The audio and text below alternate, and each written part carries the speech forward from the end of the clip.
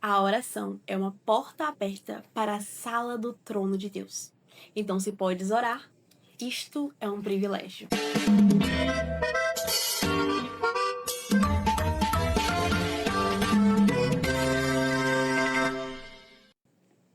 O capítulo 11 do livro de Lucas nos traz um relato extremamente interessante. Jesus estava orando em certo lugar e, quando terminou, um dos seus discípulos lhe disse: Senhor, ensine-nos a orar como também João ensinou os discípulos dele. Esses mesmos discípulos que pedem ao Senhor como orar, ensina-nos a orar, foram os mesmos discípulos que viram Jesus realizar milagres. Foram os mesmos discípulos que viram Jesus curar pessoas. Eram cegos que voltavam a enxergar, eram surdos que voltavam a escutar, eram paralíticos, paraplégicos que voltavam às suas atividades normais. Eles viam mãos atrofiadas voltarem à sua normalidade. Eles viram mortos ressuscitarem. Esses mesmos discípulos que acompanharam Jesus em cada um destes milagres foram os mesmos que chegaram ao mestre deles e não perguntou: Jesus, ensina-nos a curar, ensina-nos a realizar milagres, ensina-nos a ressuscitar mortos. Pelo contrário, eles chegaram a Jesus e eles reconheceram o que tinha de principal em Cristo, o que tinha de mais precioso para Cristo, o que fazia o coração do mestre deles palpitar. Então eles chegam em Jesus e pedem, suplicam: Jesus, Mestre, Senhor, ensina-nos a orar, como também João ensinou os discípulos dele.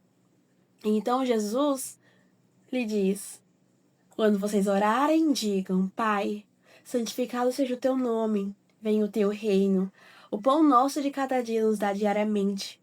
Perdoa-nos os nossos pecados, pois também nós perdoamos a todo o que nos deve.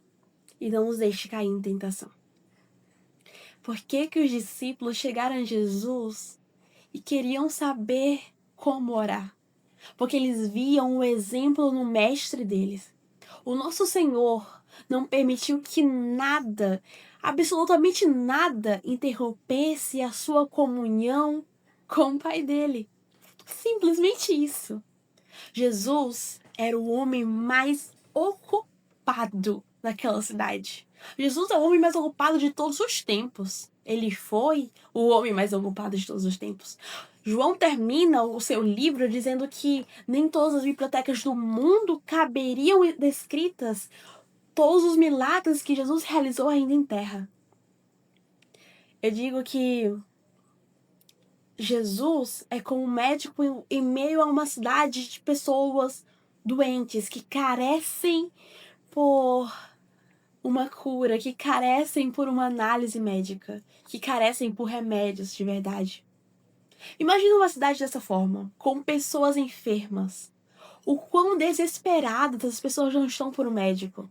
E de repente, imagina a seguinte hipótese: esse médico aparece. E então até mesmo os mais pacíficos dos homens daquela cidade começam a brigar entre si para dizer quem é o mais doente e quem precisa ser atendido urgentemente. E então eles começam a formar uma fila diante desse médico. E não importa o horário.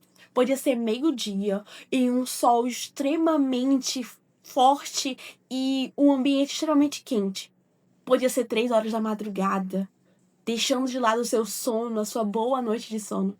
Não interessa o horário, mas o interessante é que, mesmo assim, eles iam e permaneciam diante de Cristo, diante do médico, à procura desse remédio.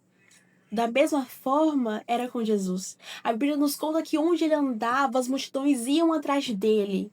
E ali, Jesus atendia cada uma dessas pessoas, mas depois de atender cada uma delas, depois de realizar milagres e virtude sair dele, ele se recolhia sozinho, ia para os montes e clamava a Deus novamente. Ele estava em comunhão com Deus novamente. Jesus tinha virtude em si. E quando ele curava as pessoas, virtude saía dele. mesmo extremamente cansado, ele ainda assim buscava a face do seu Pai, que é Deus. Ele buscava estar na presença de Deus. O convite de Deus é para que nós tenhamos comunhão com Ele. Às vezes nós confundimos comunhão com sentar e conversar sobre Deus, mas ao invés disso, Ele nos convida a entrar no Santo dos Santos e falar diretamente com Ele. E isto é o maior privilégio que foi nos dado, de entrar na sala do Deus Todo-Poderoso, entrar na sala do trono e falar diretamente com Ele. E nós só podemos fazer isso porque o preço já foi pago na cruz. Porque Jesus morreu, se fez injusto em nosso lugar, para que nós fôssemos justos diante dos olhos de Deus. E assim, somente assim, podemos ser chamados filhos de Deus e ter acesso à presença dEle, ter acesso ao trono dEle, ter acesso à face dEle. Por isso, se podes orar, este é um dom, este é um privilégio de Deus. E é pela graça que nós podemos realizar isso.